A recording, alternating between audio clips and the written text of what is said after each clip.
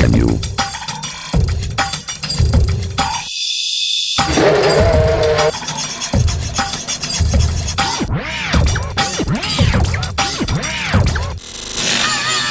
La vida secreta de la Fórmula 1. Episodio 2.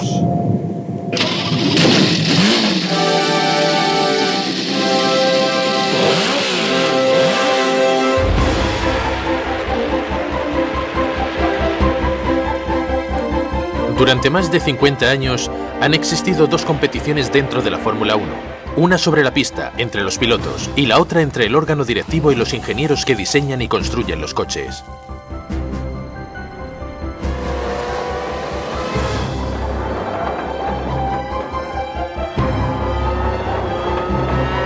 Por esta razón, la Fórmula 1 es tecnológicamente el deporte más avanzado del mundo. Su ingeniería es más aeronáutica que automovilística.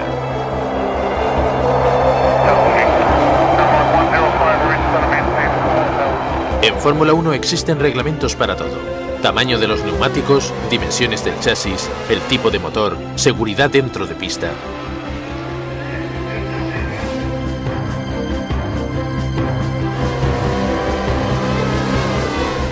La Fórmula 1 es como un juego de ajedrez que se juega a 300 km por hora.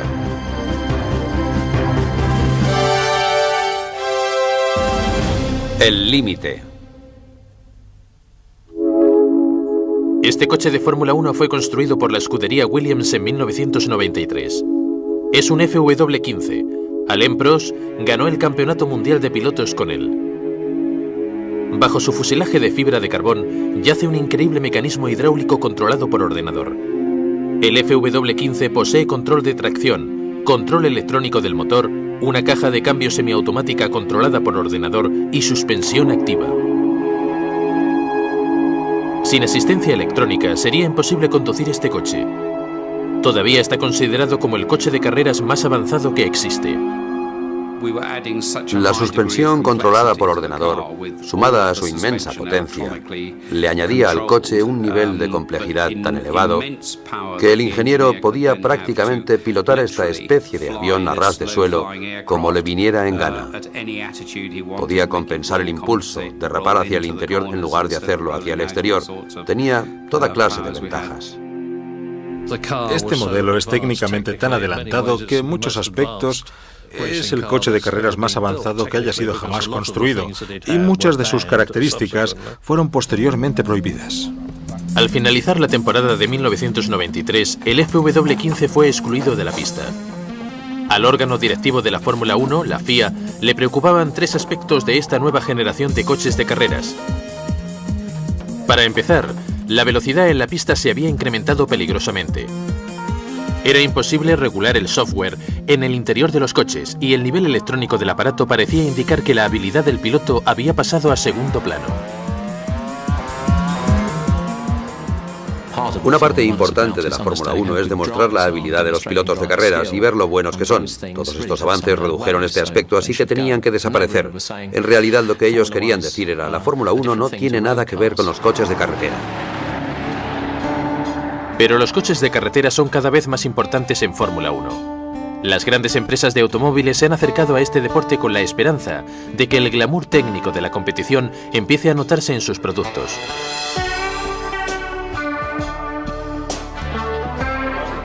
Juan Pablo Montoya, piloto de Williams, y el piloto de pruebas Marc Gené han venido al circuito de carreras de Valencia para deleitar a los invitados de uno de los más importantes patrocinadores de Williams.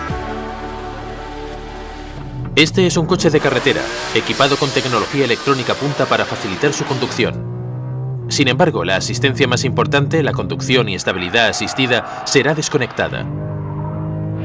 Con el control de tracción apagado, la conducción del coche depende de la habilidad del piloto. De esta forma, pueden llevarse a cabo maniobras imposibles de realizar con el equipo electrónico en pleno funcionamiento.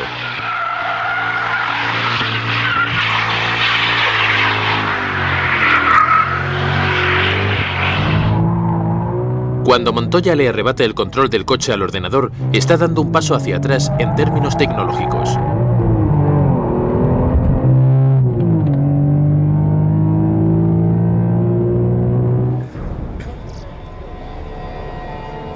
Silverstone, Inglaterra, otro circuito de carreras.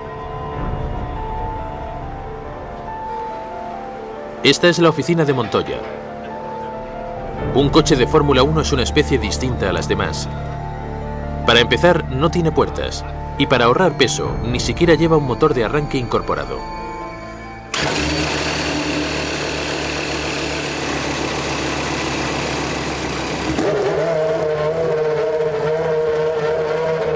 Cuando el motor arranca, marcha en vacío a la misma velocidad a la que conducimos normalmente.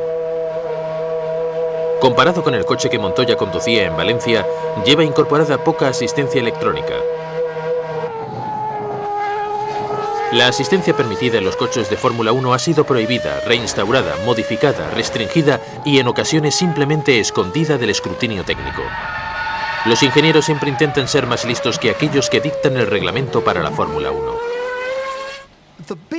El gran problema con las carreras de Fórmula 1 de la segunda mitad del siglo XX es que los coches son cada vez más y más inteligentes y se corre el riesgo de que el conductor juegue un rol cada vez menos importante para ganar una carrera. Y eso no es bueno para las finanzas.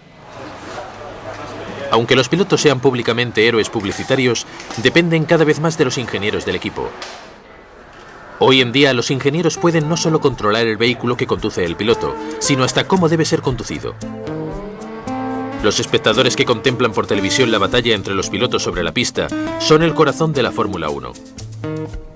Sin espectadores, los patrocinadores no se molestarían en comprar el espacio disponible en los coches, y sin el dinero de los patrocinadores, los equipos no dispondrían de fondos para invertir en la tecnología que amenaza con alienar a los espectadores. Sin embargo, sin tecnología no existiría Fórmula 1. Esta permanente contradicción pone en peligro la vida de este deporte. El problema apareció por vez primera en 1977, cuando una ventaja secreta, aparentemente invisible, hizo invencibles a dos coches.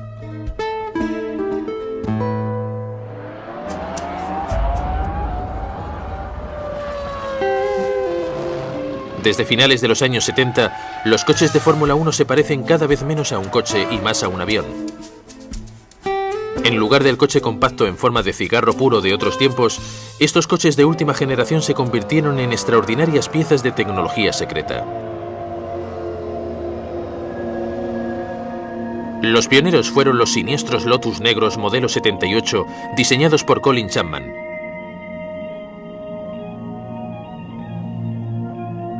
Escondían un secreto que muy pocos lograron comprender. El Williams FW24 es un descendiente directo del Lotus 78. Su diseño ha sido aceptado universalmente como la solución perfecta para un coche individual. El motor de 10 cilindros está instalado en la mitad inferior del chasis. Los conductos de refrigeración se encuentran a cada lado de la cabina. Detrás de estos se encuentran los radiadores del motor. No tiene abanicos de refrigeración cuando el coche está inmóvil. La caja de cambio semiautomática está fijada tras el motor. Soporta toda la suspensión y tracción de las ruedas traseras. Instalado entre el motor y el conductor se encuentra una bolsa sellada que contiene cerca de 100 litros de combustible. El fuselaje del coche es enteramente aerodinámico, moldeado de compuestos de fibra de carbón. El diseño de un coche de tracción trasera no ha cambiado en nada desde los años 30. El fuselaje es un cuerpo de acero llamado monocasco. El motor está instalado entre las ruedas delanteras. Delante del motor se encuentra el radiador, refrigerado con ventiladores.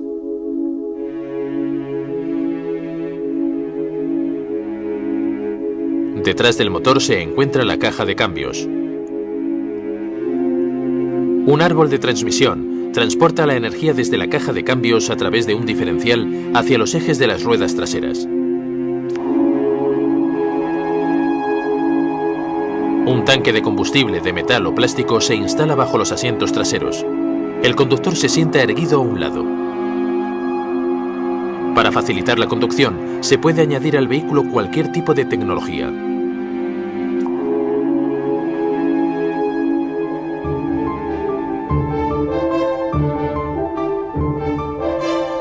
Hubo un tiempo en el que los coches de carretera tomaban elementos prestados de los coches de carreras. Neumáticos, frenos, volantes, motores, todas estas piezas se probaban en la pista. Con la llegada de los ordenadores, una revolución invisible ha tomado las riendas de la construcción y conducción de los coches. Un espacio como este está equipado con control de tracción y de estabilidad, frenos antiatasco, suspensión activa, caja de cambios electrónica, incluso una memoria digital de quién es el conductor. Pero la mayor parte de estos cambios no surgieron de la Fórmula 1. Durante muchos años, nadie en Fórmula 1 ha podido decir seriamente que el deporte automovilístico haya mejorado los coches de carretera. La mayor parte de lo que existe dentro de un coche de Fórmula 1 no tiene interés para los coches normales, pero es muy importante para los ingenieros. Frank Derney es un ingeniero, especialista en aerodinámica. Al soplar aire sobre una hoja de papel, está demostrando un hecho científico. Cuando el aire corre sobre una superficie, su presión cae y el papel se eleva en el aire.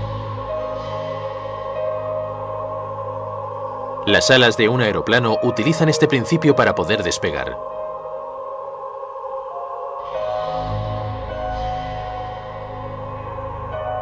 Este era el secreto que los ingenieros de Lotus habían descubierto.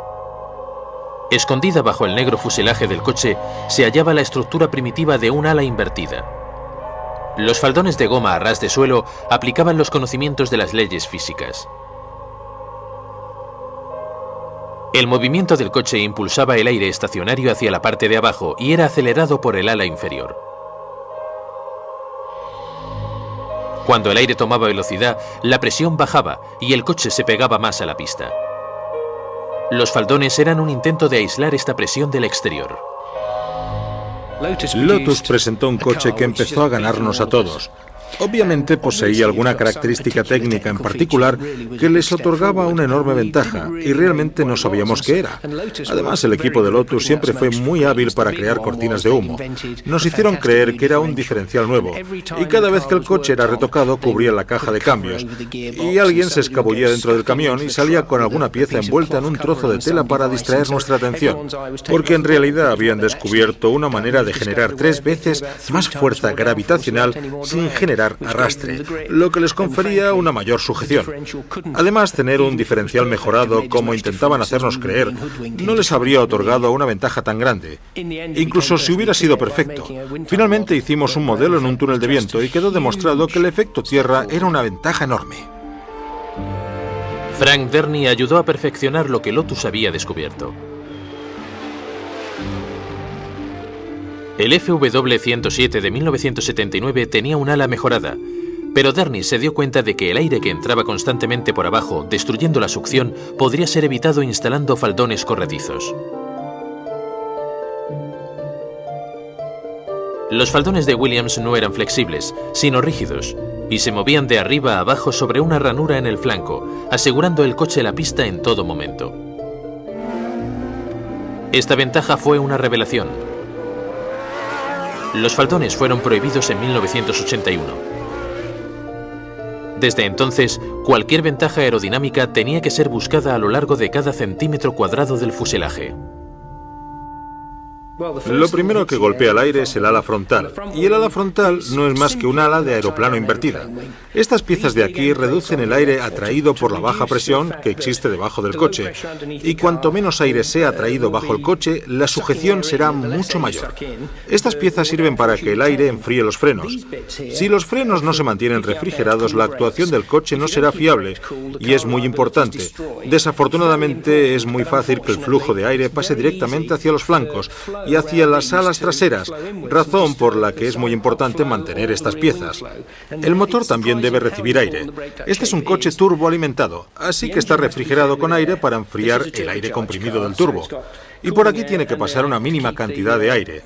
Todo el aire extra que salga por ahí producirá un mayor arrastre y le restará impulso a la corriente de aire, lo que significa que producirá un agarre menor. Así que, como especialista en aerodinámica, necesito que el motor esté tan caliente como esté permitido, porque eso le dará al coche una mejor actuación aerodinámica. Aquí nos enfrentamos al problema de dejar salir todo el aire caliente del motor.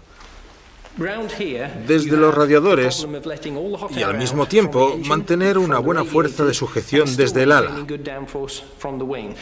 De esa manera, todo lo que tenemos ahí al frente está orientado para no perturbar el flujo de aire hacia aquí. Como podemos ver, el diseño de un coche de Fórmula 1 es científico, no estético. Incluso sin faldones y un vientre plano en lugar de una ala invertida, los especialistas en aerodinámica todavía pueden conseguir sujeción desde abajo del coche.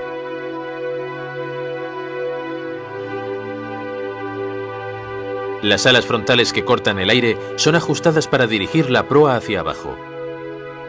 Esto mejora la sujeción, especialmente al tomar las curvas. El fuselaje está moldeado para atraer el aire. Si funciona bien, las alas traseras también lo harán. La sujeción sobre las ruedas traseras ayuda a mejorar el agarre. En un buen coche, todos estos elementos funcionan en perfecta armonía.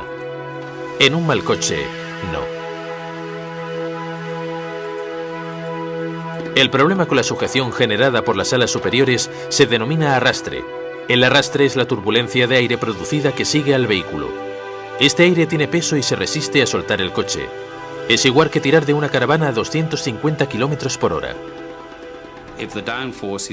Si el ala trasera del coche genera una fuerza de sujeción, también se genera un arrastre adicional. Y dependiendo de la velocidad del coche, se necesitarán más caballos de fuerza para superar el arrastre producido. De esa manera, si se posee ventaja en caballos de fuerza, puede ser utilizada para producir un mayor agarre aerodinámico e inevitablemente un mayor arrastre, siempre y cuando corras a un par de kilómetros por hora más rápido que tu rival. Así que un motor más potente es definitivamente una ventaja. Durante los años 80, los motores de Fórmula 1 tenían la mitad del tamaño de los de hoy en día, pero eran motores turbo. Los motores turbo producen una potencia enorme. Con alas o sin ellas eran demasiado rápidos y fueron prohibidos. Los coches turbo utilizaban ordenadores de control muy complejos para evitar la explosión del motor. Con los turbo fuera de escena, los ingenieros encontrarían diferentes funciones para los ordenadores. Ahora podían concentrarse una vez más en la parte inferior del coche. En 1992, los ingenieros de Fórmula 1 se habían dado cuenta de que los ordenadores podían revolucionar la conducción de los coches. Por añadidura, no existían regulaciones al respecto.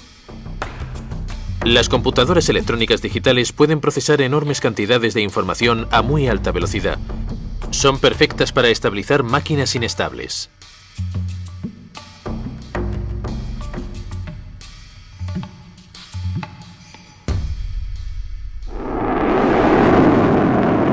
El Eurofighter es una máquina inestable. Un avión de combate diseñado en la Guerra Fría. Está construido en base a 3 superordenadores. El piloto controla los ordenadores y los ordenadores controlan el avión. Sin la ayuda de los ordenadores, el piloto no podría pilotar porque no hay apoyo manual. Dependemos de esos ordenadores, pero afortunadamente nos ofrecen enormes ventajas. Una de las ventajas es que el piloto no tiene que preocuparse por movimientos que pueden estrellar o dañar el avión. Los ordenadores regulan constantemente lo que ha hecho el piloto, procesan información sobre el estado general del aparato y mantienen la estabilidad mientras el piloto se ocupa de pelear.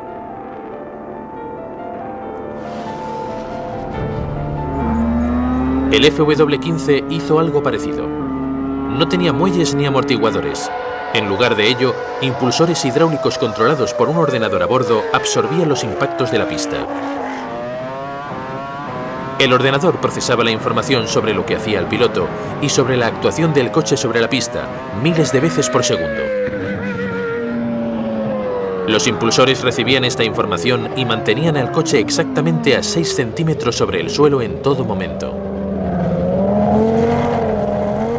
La idea era la de mantener al coche a la altura óptima sobre el suelo, de modo que siempre se estuviera produciendo la máxima sujeción posible.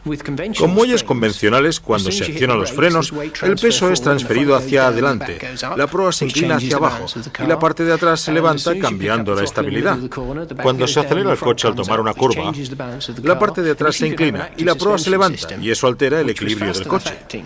Si fuera posible tener un sistema de suspensión activa que fuera rápido y efectivo para compensarlo, no importaría si se toma una curva a baja velocidad sin mucho efecto tierra o una curva a alta velocidad generando una enorme sujeción. El coche se mantiene a la altura óptima sobre el suelo. Ese era el objetivo de la suspensión activa y puede hacerte ganar segundos de ventaja.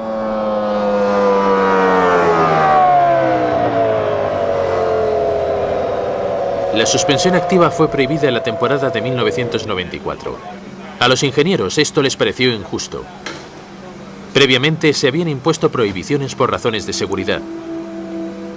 La suspensión activa, sin embargo, era una idea que podía aplicarse a coches de carretera y fue prohibida porque era una ayuda al piloto.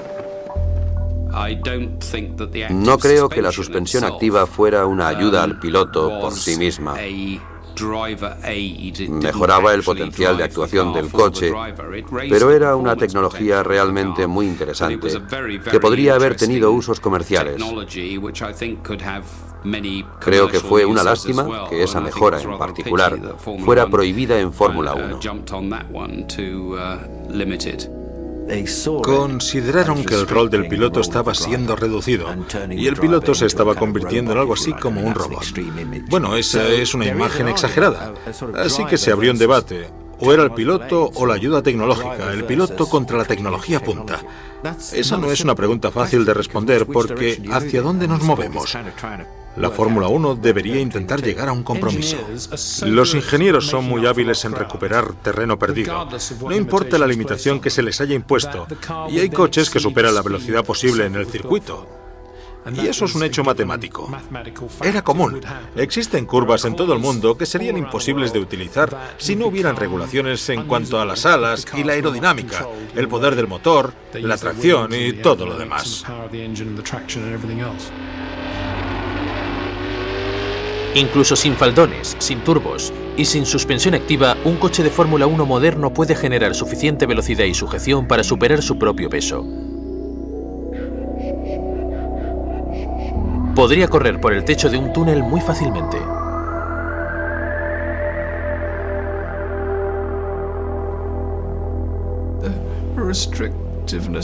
La severidad de las reglas te obliga a ser cada vez más creativo. Te obliga a pensar en cualquier manera de encontrar un resquicio legal en la regulación que puedas explotar y acelerar aún más tu coche. Si está permitido, todo el mundo hará lo mismo.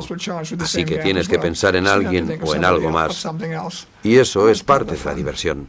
En el instante en que un coche de carreras toca la pista, el diseñador de ese coche estará pensando como un artista. Y si podemos lograr que los proveedores del motor hagan ciertas mejoras, entonces sé qué detalles se puede mejorar. Así que es un cambio constante todo el tiempo. Y si como resultado un coche puede vencer la gravedad, no es nada sorprendente. La mayor fuente de esta tecnología es la aeronáutica. Piensa en la aeronáutica. Está basada en la aerodinámica. En ese campo también hay que ser creativo con los materiales, lograr que tus aviones sean los más ligeros y resistentes posibles, lograr que funcionen en condiciones extremas. Realmente no tiene nada que ver con los coches de carretera. Por otro lado, la Fórmula 1 es exactamente así. ¿Cómo puedes lograr que el coche sea lo más ligero y resistente posible y a la vez cómo lograr la mayor suspensión posible? De ahí el uso de la fibra de carbono. Este tipo de habilidades en cuanto a los materiales y la aerodinámica es un ejemplo de cómo están relacionadas entre sí las industrias que lo hacen posible. Existen ciertos requerimientos para un coche de Fórmula 1 que son los mismos que en un avión de combate. Buscas un peso muy ligero, un alto nivel de solidez estructural, un volumen reducido, un motor de gran potencia y los sistemas restantes dentro de un espacio muy reducido, con una capacidad aerodinámica y una eficiencia elevadas. Todos estos elementos nos llevan a pensar que en términos de diseño existen aspectos en común en estas dos industrias. Y en realidad también se han empleado materiales en común, ya sean aleaciones de aluminio o titanio, y algunas de las técnicas de soldado y ensamblaje. Y recientemente, durante los últimos 20 años, materiales compuestos que incrementan la solidez estructural y reducen el peso.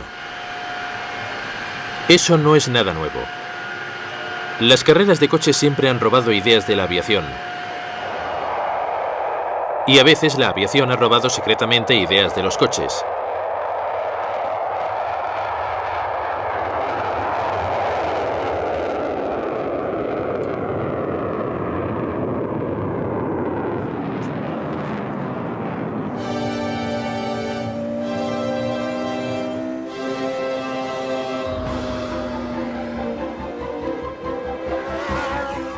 Desde los coches con faldones de finales de los 70 hasta los coches con suspensión activa de principios de los 90, los ingenieros de Fórmula 1 se han vuelto cada vez más herméticos sobre su tecnología. Al tiempo que este coche fuera prohibido en 1993, los pilotos de Fórmula 1 tenían un asistente secreto calificado a bordo. Un potente ordenador. Desde la chispa que iniciaba el encendido del motor hasta la decisión de cambiar de velocidad en una fracción de segundo, estaban controlados por un cerebro electrónico. El paralelo con el diseño aéreo era obvio. No solamente respecto a la silueta alada del coche de Fórmula 1 moderno, sino en la revolución electrónica que se estaba llevando a cabo en la cabina. Había que tomar medidas. Se decidió que la conducción asistida tenía que ser eliminada, porque tenía que ser así. El énfasis debía estar en el piloto, de modo que toda conducción asistida fue eliminada.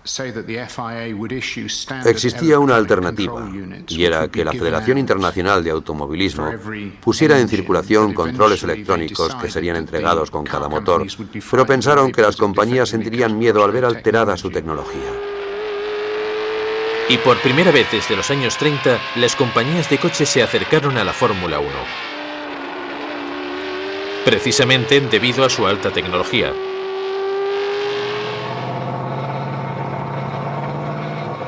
Y los poderosos gigantes automovilísticos han aprendido las lecciones de la historia.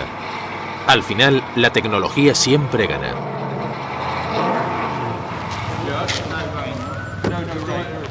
Los primeros aviones y coches fiables vieron la luz a principios del siglo XX.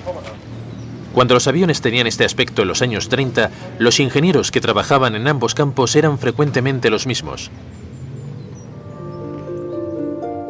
Hombres como Richard Shuttleworth vieron que los aviones y los coches de carreras podían compartir y desarrollar tecnología en común. En 1935 pilotó un Alfa Romeo sobrealimentado en las pistas británicas de Castle Donington.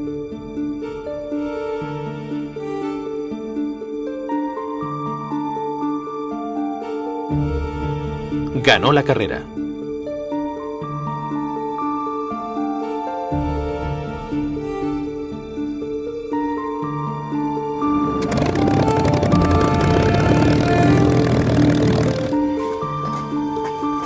El legado de Shuttleworth es una colección de aviones de fama mundial.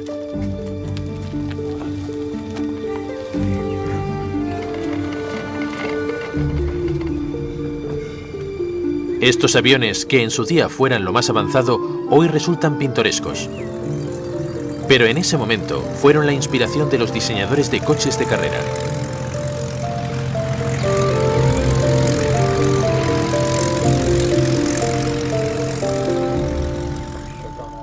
En la industria aeronáutica, la resistencia y la flexibilidad son las dos cualidades más apreciadas y buscadas. Vemos que existe un parecido absoluto con las carreras de coches, porque ahí también se busca que los coches sean lo más ligeros y resistentes posibles. Estos paralelos se encuentran en todas partes, y no importa el lugar en el que los viejos coches de carrera sean desempolvados y llevados a una concentración. Los fantasmas de los antiguos aeroplanos acuden junto a ellos. Las cabinas de los coches se asemejan mucho a la cabina de un avión. al igual que los amplios radiadores. Los motores refrigerados de alta potencia. Estos tubos de escape podrían pertenecer a un Hawk, un Rimrod o un Maserati. Ruedas radiadas que en ambos casos ofrecen fuerza y velocidad. Estructuras aerodinámicas que dirigen el aire bajo el tren de aterrizaje y fueron utilizadas en coches.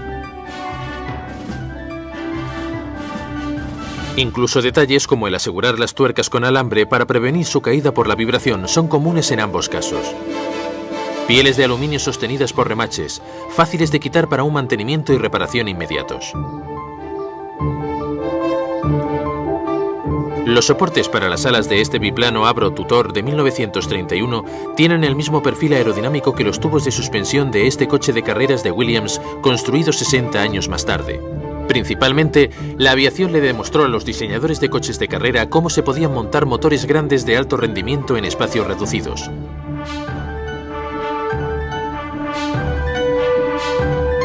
Los diseñadores de aviones aprovecharon cualquier elemento que pueda mejorar su funcionamiento.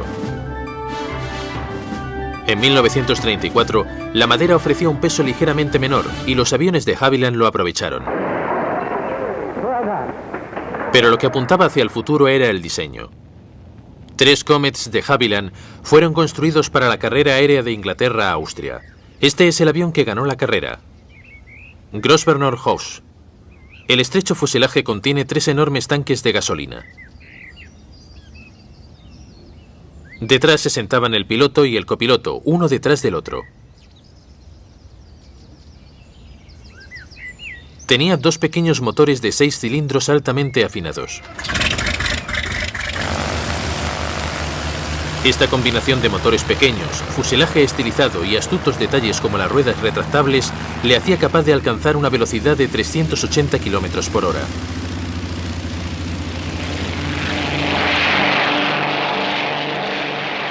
Cinco años más tarde, reaparecería como el bombardero más veloz de la Segunda Guerra Mundial. El Mosquito.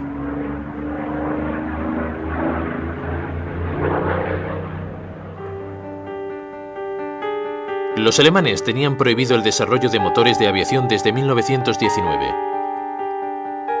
En sentido inverso a la situación normal, donde la tecnología aérea se aplica en los coches de carreras.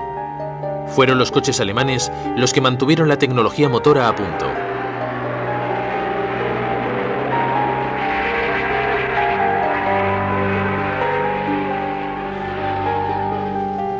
En 1937, los aviones Messerschmitt eran equipados con motores Daimler-Benz de 12 cilindros sobrealimentados. Poco después se les añadió inyección directa. El paralelo con los motores de competición era obvio. Poco más de una década después de terminada la guerra, Mercedes-Benz había regresado a las carreras. Su W196 era casi invencible. El motor de 8 cilindros de inyección directa tenía un origen claramente aeronáutico.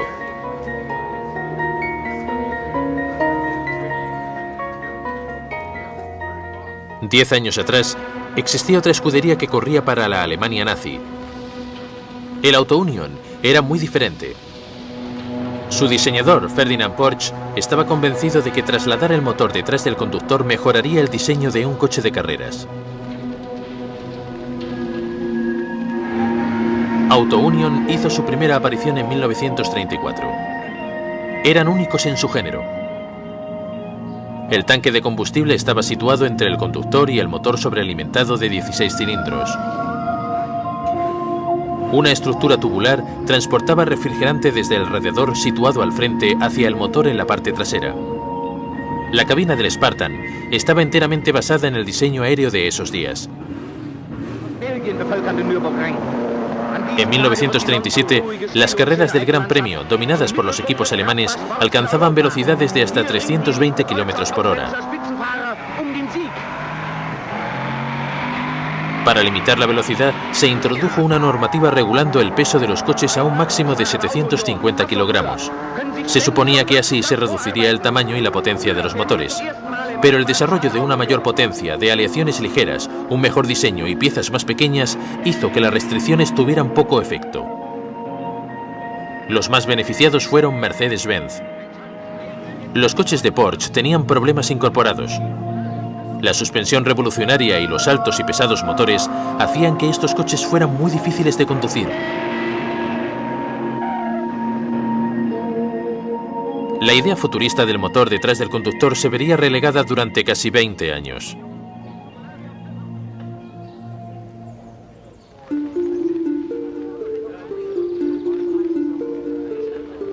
Año 1951. Jóvenes pilotos se codean con pilotos veteranos y cazadores de autógrafos.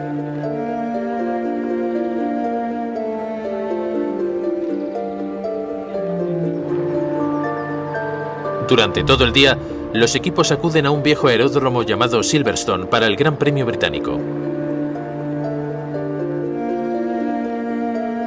Los coches se ajustan a las regulaciones de lo que ya se conoce como Fórmula 1. Todos los coches de la competición deben tener motores convencionales instalados al frente. Era un deporte caótico, principalmente para aficionados con dinero que iban a divertirse. No existía disciplina alguna y la organización dejaba mucho que desear.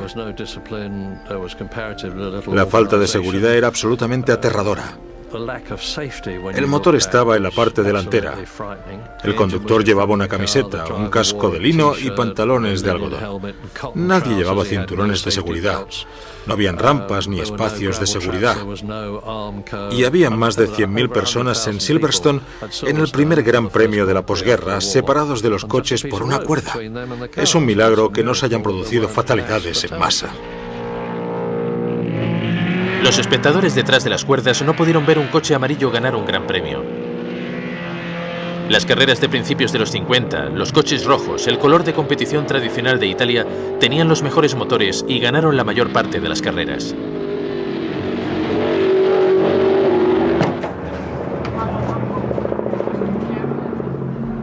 El dominio de Italia con Ferrari y Maserati en los años 50 estaba relacionado con el motor y la posición del motor frente al coche, y así es como era la Fórmula 1 en los años 50, con excepción de un hombre, un joven llamado John Cooper, que montó el motor en la parte de atrás, y ni siquiera en Fórmula 1, sino en Fórmula 3, que eran esos pequeños coches con un motor de motocicleta en la parte de atrás.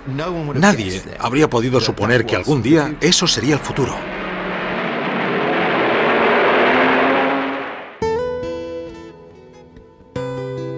El futuro de la Fórmula 1 después de la guerra empezó en 1947 detrás de un garaje en el suburbio londinense de Surbiton. El ingeniero John Cooper, en el centro de la pantalla, diseñaba y construía coches para lo que se conocía como la fórmula de carreras de los pobres, la Fórmula 3. Su idea para un coche de carreras era la de soldar juntas las partes delanteras de dos Fiat 500 de desecho y después añadir algunos tubos.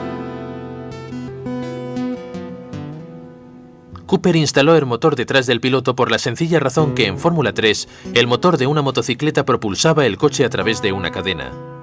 Y cuanto menor fuese la distancia entre la cadena y las ruedas traseras, mayor sería esta potencia. Con el peso del motor y el del piloto igualmente distribuidos entre las ruedas, estos coches estaban muy bien balanceados. Los coches de John Cooper se hicieron muy populares entre los pilotos aficionados que buscaban un coche barato y eficiente para los fines de semana. Era un ingeniero, sabía exactamente lo que hacía, conocía las ventajas de instalar el motor en ese lugar. Estoy seguro de que había visto los Auto Union, coches con motor trasero que existían antes de la guerra, y pensó que podía hacerlo mejor. Mónaco, el primer gran premio de la temporada de Europa. Los mejores equipos del automovilismo toman sus puestos para probar su valía en esa temporada.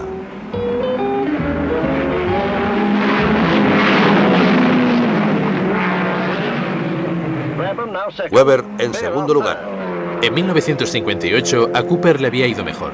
Sus ideas se desarrollaron en los coches Fórmula 2 y finalmente en Fórmula 1. A pesar de tener menos caballos de fuerza que la competencia, los Cooper estaban mejor equilibrados y empezaban a preocupar a los italianos. luchando fervientemente por la supremacía. Poco a poco, Cooper había terminado el trabajo que Porsche había empezado con sus Auto Union de motor trasero anteriores a la guerra.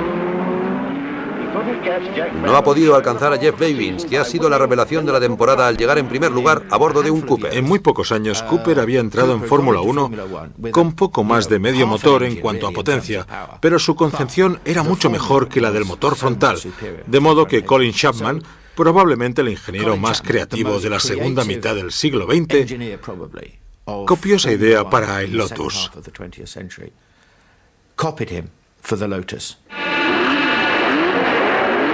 Jim Clark ganaría su primer campeonato del mundo en 1963 con el revolucionario Lotus 25 con Chapman de piloto.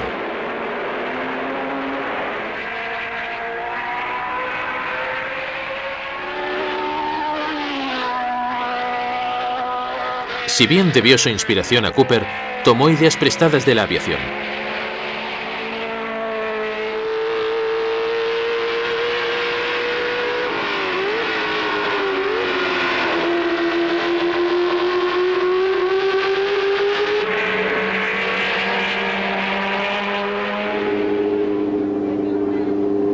El chasis 25 tenía una construcción de monocasco.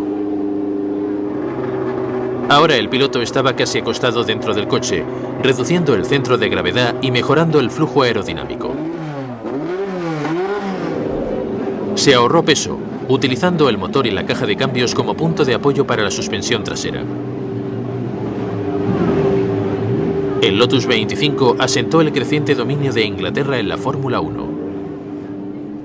A finales de los 50 y principios de los 60, Ferrari copió la idea.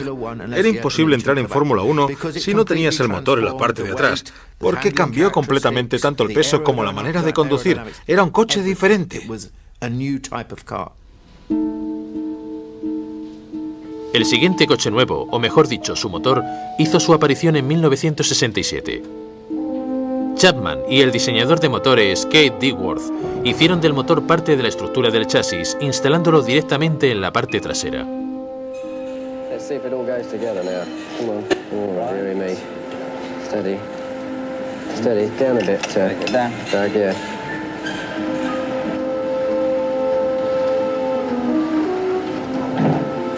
Yeah, that's fitting well.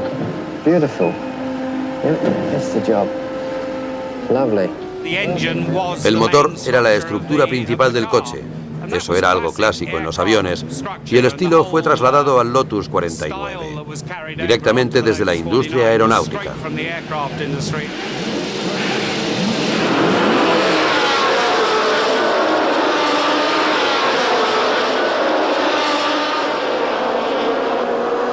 En 1967, todos los equipos tenían el motor detrás del conductor, al estilo Cooper.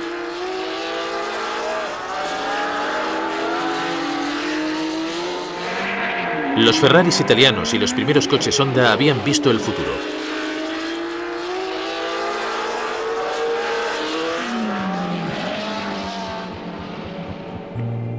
Pero la innovación de Chapman al utilizar el motor como una parte del fuselaje era invencible. El campeonato fue suyo.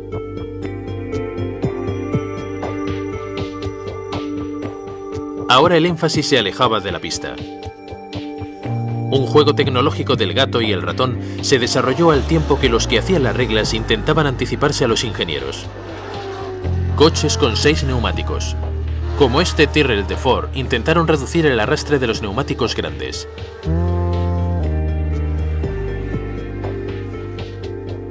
El Brabham de Bernie Ecclestone, a pesar de llevar un motor de alfa de potencia insuficiente, halló una manera de ganar, utilizando una hélice para mantener el coche pegado a la pista en las curvas.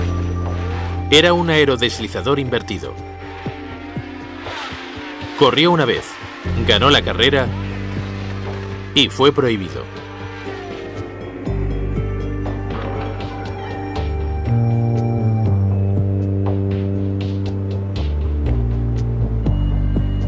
Aunque era fascinante, esta batalla a puertas cerradas en fábricas cada vez más secretas solo podía llevar a un final. Está claro que pueden construirse coches que no necesitan un piloto. Es posible programar los coches para que hagan cualquier cosa que tú quieras. Y si no puedes programar el coche, puedes controlarlo desde fuera de la pista con botones y controles, pero a nadie le interesaría ver aquello.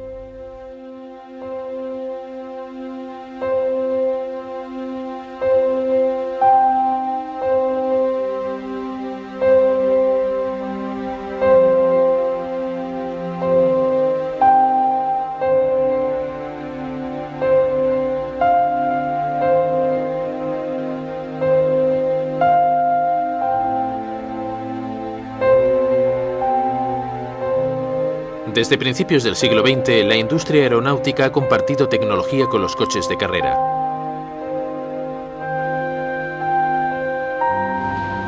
Lentamente al principio y con creciente velocidad, los coches de pista se parecen cada vez menos a un coche y cada vez más a un avión. Lo que veo se asemeja mucho más al fuselaje de un avión que a lo que cualquiera conduciría por la calle. Siempre he pensado que si estuviéramos en 1942, Patrick Head estaría al frente de un equipo de ingenieros desarrollando un Spitfire o un Hurricane. Me imagino que en ese momento